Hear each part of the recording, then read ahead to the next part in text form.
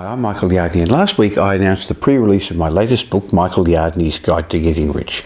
Now, we sold out of all the early copies we had, but don't worry, full stock's now arrived, so you're in luck. I've already received lots of complimentary emails from readers who are blown away by the information in this book, and that really made my week.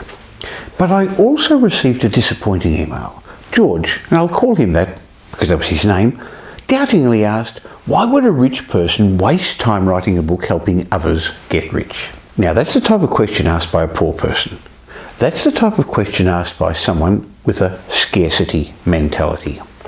Now, I'll explain in a moment, but first allow me to let you peek behind the curtains. The reason I took time to write this book is because I enjoy writing about the topic of the psychology of success, a topic I've been studying closely for over 25 years.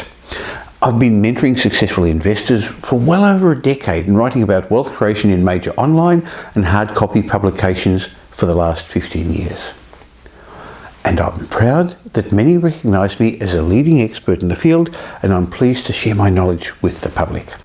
In fact, I see it as my obligation to share my knowledge and give back to the world that has given so much to me. Of course, it helps that I've got the time freedom to do what I please, because I've built substantial wealth that gives me the ability to work at what I want to do, when I want to do it. Now, back to that comment I made about scarcity a moment ago. If you buy an investment property, does that stop me buying one? No. If you grow a substantial share portfolio, does that stop me building one? No. In fact, the wealthy people come from an abundant mindset. They wouldn't even think of a question like that.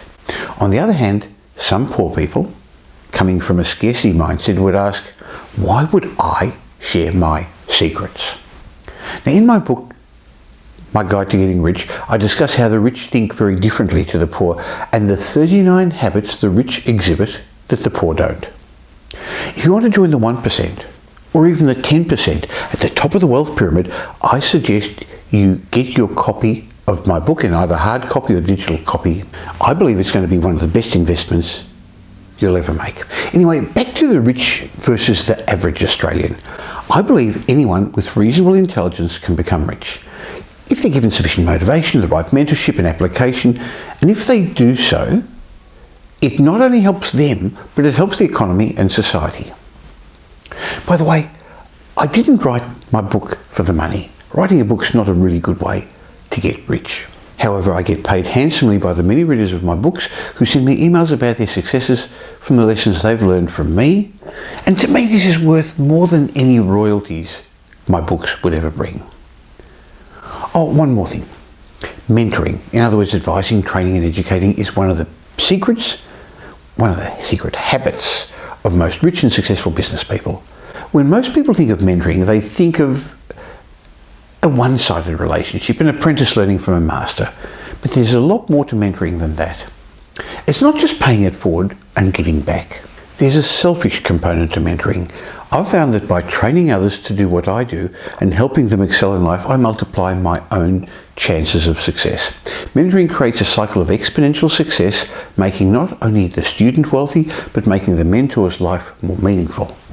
No one loses. Now, just to make things clear, my new book, The Guide to Getting Rich, is the byproduct of mentoring over 2,000 Australians over the last decade and studying the different habits, the different ways of thinking between the wealthy and the average person. I've become very frustrated seeing many people struggling from paycheck to paycheck, despite living in one of the wealthiest countries in the world. I've become disappointed seeing so many Australians failing at property investment. Not that this book's about property. So I wanted to take my message to a wider audience and share with them some of the things I've discovered in my 10-year study mentoring people, things that will help them dramatically improve their lives financially. By the way, there's no get-rich-quick schemes here, and this is not theory. My award-winning team and I have helped thousands of investors become financially independent through property investment. We've been involved in over $2 billion worth of property and transactions. I know what works and what doesn't work. And more importantly, I know why the rich keep getting richer, and I've documented it in my book. So that's why I've done it. I hope that helps you understand why I wrote My Guide to Getting Rich. Now, if you've ever wondered why the rich keep getting richer and how you could join the ranks of the rich, or maybe you've thought about why the gap between the rich and the average person keeps getting wider, or maybe you've wondered why some people work less and earn more, while others just seem to be on a treadmill, or maybe you've thought about what the rich think and know and do that makes them different, or you've wondered how you can maximise your success with finance, money and your future. Well, if that's the case, then you really must read my new book. Now, of course, you'd expect me to recommend you buy my book, but it's not another property book and you won't become rich overnight. However, I know that it can transform your financial future. If you'd like to learn the science of getting rich and join the wealthy, then you really must buy my guide to getting rich so you can enjoy the lifestyle you deserve. It's going to transform your life so you're going to be able to grow your wealth faster than the average Australian, safer than the average investor, and it's going to give you the time freedom that will allow you and your family to enjoy the things that you want. It's going to give you the choices in life that the wealthy people have. I've heard it say that a problem is not a problem if money can solve it, and maybe that's true. Now, I also recognise that money doesn't solve all problems. It's really important in those areas where it's important, and not at all important in other parts of your life where it isn't. But if you want to join the financially successful, get my latest book, The Guide to Getting Rich, and let me be part of your wealth creation journey.